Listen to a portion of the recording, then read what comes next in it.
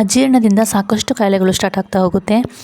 ಹೇಗೆ ಅಂತ ಹೇಳಿದ್ರೆ ನಮ್ಮ ದೇಹದಲ್ಲಿ ಸರಿಯಾಗಿ ಜೀರ್ಣವಾಗದ ಸಾಕಷ್ಟು ಬೇಡವಾದ ವಿಷಕಾರಿ ವಸ್ತುಗಳು ಹೆಚ್ಚಾಗ್ತಾ ಹೋದಂಗೆ ನಮಗೆ ಕಾಯಿಲೆಗಳು ಸ್ಟಾರ್ಟ್ ಆಗ್ತಾ ಹೋಗ್ತವೆ. ಯಾವೆಲ್ಲ ಅಂತ ಹೇಳಿದ್ರೆ example diabetes, cholesterol, BP, cancer, ಈ ಥರ ಸಾಕಷ್ಟು ಕಾಯಿಲೆಗಳು ನಮಗೆ ಸ್ಟಾರ್ಟ್ ಆಗೋದು ಅಜೀರ್ಣ ಸಮಸ್ಯೆಯಿಂದ. Hello friends, welcome to my channel. ಇವತ್ತಿನ ವಿಡಿಯೋದಲ್ಲಿ ನಾನು ಜೀರ್ಣಕ್ರಿಯೆಗೆ ಸಂಬಂಧಪಟ್ಟಂಗೆ ಕೆಲವೊಂದಿಷ್ಟು ಮಾಹಿತಿ ತಿಳಿಸ್ಕೊಡ್ತೀನಿ. ಅಂದರೆ ಜೀರ್ಣಕ್ರಿಯೆ ಸರಿಯಾಗಿ ಆಗದೇ ಇರೋದಕ್ಕೆ ಕಾರಣಗಳು ಏನಿರ್ಬೋದು ಅಂತ ತಿಳಿಸ್ಕೊಡ್ತೀನಿ. ಹಾಗೆ ಜೀರ್ಣಕ್ರಿಯೆ ನಮಗೆ ಅಜೀರ್ಣ ಸಮಸ್ಯೆ ಆದಾಗ ಯಾವೆಲ್ಲ ಸಿಂಪ್ಟಮ್ಸು ನಮ್ಮ ಬಾಡಿ ನಮಗೆ ತೋರಿಸುತ್ತೆ ಅಂತ ನಾನು ತಿಳಿಸ್ಕೊಡ್ತೀನಿ. ಹಾಗೆ ಅಜೀರ್ಣ ಸಮಸ್ಯೆ ಆದಾಗ ನಮಗೆ ಯಾವೆಲ್ಲ ಕಾಯಿಲೆಗಳು ಬರ್ಬೋದು ಅಂತಲೂ ತಿಳಿಸ್ಕೊಡ್ತೀನಿ. ಮತ್ತು ಜೀರ್ಣಕ್ರಿಯೆ ಸರಿಯಾಗಿ ಆಗಬೇಕು ಅಂದರೆ ನಾವು ಮನೆಮದ್ದು ಏನು ಮಾಡ್ಕೊಬೋದು ಅನ್ನೋದು ಕೂಡ ತಿಳಿಸ್ಕೊಡ್ತೀನಿ. ಸೊ ಇವತ್ತಿನ ವಿಡಿಯೋ ತುಂಬಾ ಯೂಸ್ಫುಲ್ ಆಗಿದೆ. ವಿಡಿಯೋ ಸ್ಕಿಪ್ ಮಾಡಿದೆ, ಫುಲ್ ವಿಡಿಯೋ ನೋಡಿ. ಹಾಗೆ ನನ್ನ ಚಾನಲ್ನ ಯಾರೆಲ್ಲ ಫಸ್ಟ್ ಟೈಮ್ ವಿಸಿಟ್ ಮಾಡ್ತೀರಾ ದಯವಿಟ್ಟು ಸಬ್ಸ್ಕ್ರೈಬ್ ಮಾಡ್ಕೊಳ್ಳಿ. ಸಬ್ಸ್ಕ್ರೈಬ್ ಮಾಡ್ಕೊಂಬಿಟ್ಟು ನನ್ನ ಚಾನಲ್ನ ವಾಚ್ ಮಾಡಿ. ಸೊ ಬನ್ನಿ ಹಾಗಾದರೆ ವಿಡಿಯೋನ ಸ್ಟಾರ್ಟ್ ಮಾಡ್ತಾ ಹೋಗೋಣ. ನಾವು ತಿಂದಂಥ ಆಹಾರ ಸರಿಯಾಗಿ ಜೀರ್ಣವಾಗದೇ ಇರೋದಕ್ಕೆ ನಾವು ಅಜೀರ್ಣ ಅಂತ ಹೇಳ್ತೀವಿ. ನಾವು ಏನೇ ಆಹಾರ ತಿಂದರೂ ಕೆಲವೊಂದು ಟೈಮು ಸರಿಯಾಗಿ ಜೀರ್ಣ ಆಗೋದಿಲ್ಲ. ಅದು ಸರಿಯಾಗಿ ಜೀರ್ಣವಾಗದೆ ಹೊಟ್ಟೆ ಒಳಗಡೆ ಸ್ಟಾಕ್ ಆಗ್ತಾ ಹೋಗುತ್ತೆ.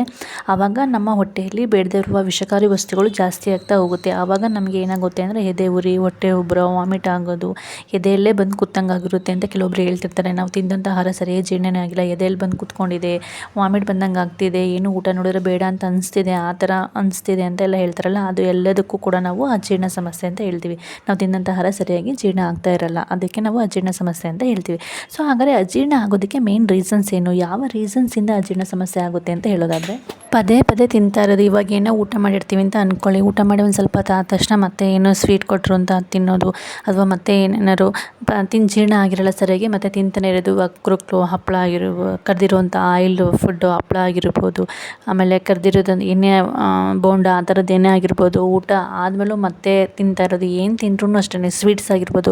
ಊಟ ಮಾಡಾದ್ಮೇಲೆ ಸ್ವಲ್ಪ ಗ್ಯಾಪ್ ಇರಬೇಕು. ಊಟ ಮಾಡಿದಕ್ಕೆ ಆದಮೇಲೆ ಕೆಲವೊಬ್ರಿಗೆ ಗ್ಯಾಪೇ ಇರಲ್ಲ, ಹಸಿವೆ ಆಗಿರಲ್ಲ ಅವ್ರಿಗೆ. ಊಟ ಆದಮೇಲೆ ಮತ್ತು ತಿಂತಾನೆ ಇರ್ತೀರ, ಸುಮ್ಮನೆ ಮೇಲೆ ಮೇಲೆ ಮೇಲೆ ತಿಂತಾನೆ ಇದ್ರೆ. ಈ ಥರ ತಿಂತಾನೆ ಇದ್ದರೆ ಏನಾಗುತ್ತೆ ಅಂದರೆ ನಾವು ತಿಂದಂಥ ಆಹಾರ ಸರಿಯಾಗಿ ಜೀರ್ಣ ಆಗೋದು ಇಲ್ಲ, ನಮ್ಮ ಬಾಡಿಗೆ ಬೇಕಾಗಿರುವಂತಹ ಪೋಷಕಾಂಶಗಳು ಅದನ್ನು ಹೀರ್ಕೊಳ್ಳೋದು ಇಲ್ಲ. ನಮ್ಮ ಬಾಡಿ ನಾವು ಒಳ್ಳೆ ವಿಟಮಿನ್ ಇರೋ ಊಟ ಮಾಡಿರ್ತೀವಿ, ಅದು ಸರಿಯಾಗಿ ನಮ್ಮ ಬಾಡಿ ಅದನ್ನು ತೊಗೊಳೋದು ಇಲ್ವಾ. ಯಾಕೆಂದರೆ ಪದೇ ಪದೇ ಮತ್ತೆ ಮೇಲೆ ಮೇಲೆ ತಿನ್ನೋದ್ರಿಂದ ನಮ್ಮ ಅಜೀರ್ಣ ಸಮಸ್ಯೆ ಜಾಸ್ತಿ ಆಗ್ತಾ ಹೋಗುತ್ತೆ.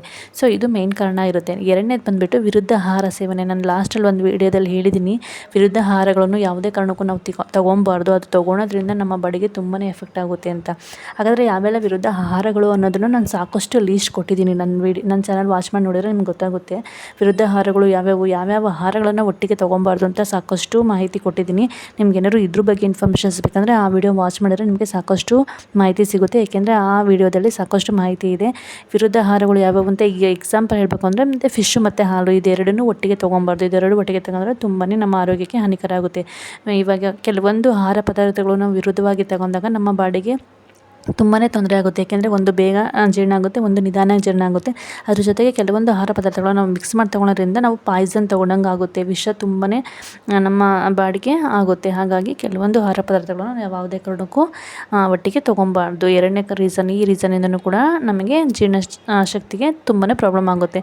ನೆಕ್ಸ್ಟ್ ಮೂರನೇದು ಬಂದುಬಿಟ್ಟು ನಾವು ತಿನ್ನುವಾಗ TV ಮತ್ತು ಫೋನ್ ಬಳಕೆ ಮಾಡೋದು. ಇವಾಗ ಕೆಲವೊಬ್ಬರು ಊಟ ಮಾಡ್ತಿರ್ತೀವಿ, TV ನೋಡ್ತಾ ಊಟ ಮಾಡ್ತಿರ್ತೀವಿ. ನಾವು ಏನು ತಿಂತಿದ್ದೀವಿ ಅನ್ನೋ ಇದೇ ಸಹ ನಮಗಿರೋದಿಲ್ಲ. ಆ ಮೊಬೈಲ್ ನೋಡ್ಕೊತ ಊಟ ಮಾಡೋದು, ಈ ಥರ ಎಲ್ಲ ಮಾಡ್ಬಾರ್ದು. ನಾವು ಏನು ಊಟ ಮಾಡ್ತೀವಿ ಅದನ್ನು ನಾವು ಸರಿಯಾಗಿ ಎಂಜಾಯ್ ಮಾಡಬೇಕು. ಎಂಜಾಯ್ ಮಾಡ್ಕೊತ ನಾವು ಊಟ ಮಾಡಿದಾಗ ಮಾತ್ರ ನಮ್ಮ ಬಾಡಿ ಚೆನ್ನಾಗಿ ಜೀರ್ಣ ಆಗುತ್ತೆ ನಾವು ತಿನ್ನೋಂಥ ಆಹಾರ.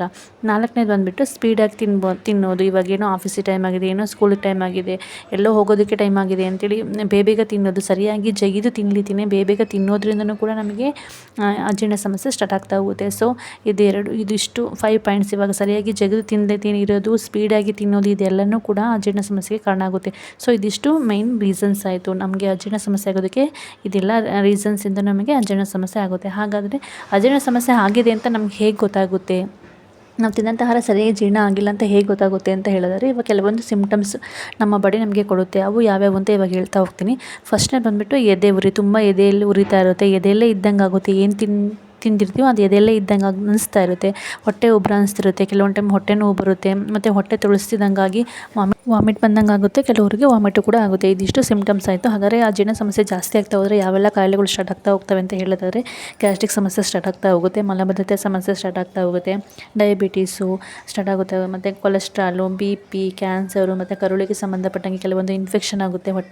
ಹೊಟ್ಟೆಯಲ್ಲಿ ಕೆಲವೊಂದು ಇನ್ಫೆಕ್ಷನ್ಸ್ ಜಾಸ್ತಿ ಆಗ್ತಾ ಹೋಗ್ಬಿಟ್ಟು ಕರುಳಿಗೆ ಸಂಬಂಧಪಟ್ಟಂಗೆ ಕೆಲವೊಂದು ಕಾಯಿಲೆಗಳು ಸ್ಟಾರ್ಟ್ ಆಗ್ತಾ ಹೋಗ್ತವೆ. ಇದಿಷ್ಟು ಅಜೀರ್ಣ ಸಮಸ್ಯೆ ನಮಗೇನಾದ್ರು ಜಾಸ್ತಿ ಆಗ್ತಾ ಹೋದರೆ ಇದೆಲ್ಲ ಸಮಸ್ಯೆಗಳು ನಮಗೆ ಸ್ಟಾರ್ಟ್ ಆಗ್ತಾ ಹೋಗುತ್ತೆ. ಹಾಗಾಗಿ ಜೀರ್ಣಕ್ರಿಯೆ ಸರಿ ಮಾಡ್ಕೊಳೋದು ತುಂಬಾ ಇಂಪಾರ್ಟೆಂಟ್ ಆಗಿರುತ್ತೆ. ಹಾಗಾದರೆ ಜೀರ್ಣಕ್ರಿಯೆನ ಯಾವ ಥರ ಸರಿ ಮಾಡ್ಕೊಬೋದು, ಮನೆಮದ್ದನ್ನು ಏನು ಮಾಡ್ಕೊಬೋದು ಅಂತ ಇವಾಗ ಹೇಳ್ತಾ ಹೋಗ್ತೀನಿ. ಸೊ ಏನು ಮಾಡಬೇಕು ಅಂತಂದರೆ, ಹಸಿವಾದಾಗ ಮಾತ್ರ ಊಟ ಮಾಡಿ. ಇವಾಗ ಹಸಿವಿಲ್ಲದೆ ಇದ್ದರೆ ಊಟ ಮಾಡೋಕ್ಕೆ ಹೋಗಬೇಡಿ. ಹಸಿವಾಗೋ ತನಕ ವೆಯ್ಟ್ ಮಾಡಿಬಿಟ್ಟು ನಾವು ತಿನ್ನೋಂಥ ಆಹಾರ ಸರಿಯಾಗಿ ಜೀರ್ಣ ಆಗಬೇಕು.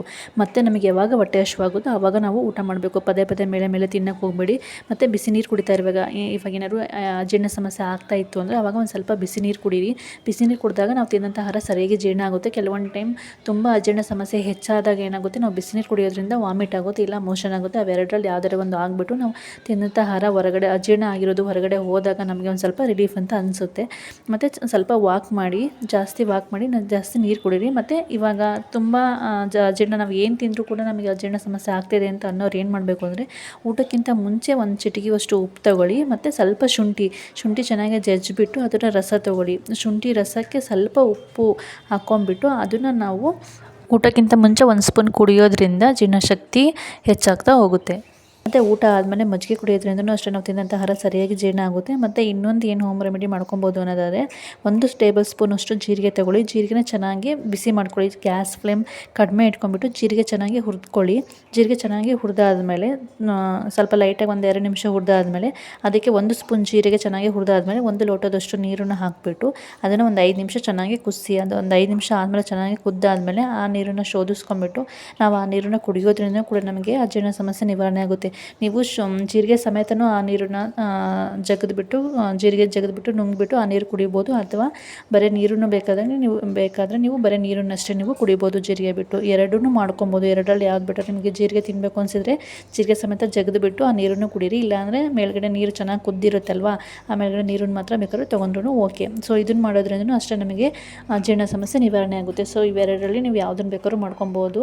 ಸೊ ಇದು ಮಾಡೋದ್ರಿಂದ ನಮಗೆ ನಾವು ತಿನ್ನೋಂಥ ಆಹಾರ ಸರಿಯಾಗಿ ಜೀರ್ಣ ಆಗುತ್ತೆ, ನಮಗೆ ಯಾವುದೇ ಥರ ಅಜೀರ್ಣ ಸಮಸ್ಯೆ ಆಗೋದಿಲ್ಲ. ಸೊ ಇದಿಷ್ಟು ಇವತ್ತಿನ ವಿಡಿಯೋ ಇತ್ತು. ಇವತ್ತಿನ ವಿಡಿಯೋದಲ್ಲಿ ನಾನು ಅಜೀರ್ಣ ಸಮಸ್ಯೆ ಏನಕ್ಕಾಗುತ್ತೆ, ಅಜೀರ್ಣ ಸಮಸ್ಯೆ ಬಂದಾಗ ನಮಗೆ ಯಾವೆಲ್ಲ ಸಿಮ್ಟಮ್ಸ್ ತೋರಿಸುತ್ತೆ, ಮತ್ತು ಅಜೀರ್ಣ ಸಮಸ್ಯೆ ಆದಾಗ ನಾವು ಏನು ಮಾಡ್ಕೊಬೋದು ಮನೆಮದ್ದು ಅನ್ನೋದನ್ನು ಇವತ್ತಿನ ವಿಡಿಯೋದಲ್ಲಿ ತಿಳಿಸ್ಕೊಟ್ಟಿದ್ದೀನಿ. ಐ ಹೋಪ್ ಇವತ್ತಿನ ವಿಡಿಯೋ ನಿಮಗೆಲ್ಲರಿಗೂ ಇಷ್ಟ ಆಯಿತು ಅಂತ ಅನ್ಕೊತೀನಿ. ವಿಡಿಯೋ ಇಷ್ಟ ಆದರೆ ಪ್ಲೀಸ್ ಲೈಕ್ ಮಾಡಿ, ಶೇರ್ ಮಾಡಿ, ಹಾಗೆ ನನ್ನ ಚಾನಲ್ನ ಸಬ್ಸ್ಕ್ರೈಬ್ ಮಾಡ್ಕೊಳ್ಳಿ. Thanks for watching. Thank you so much.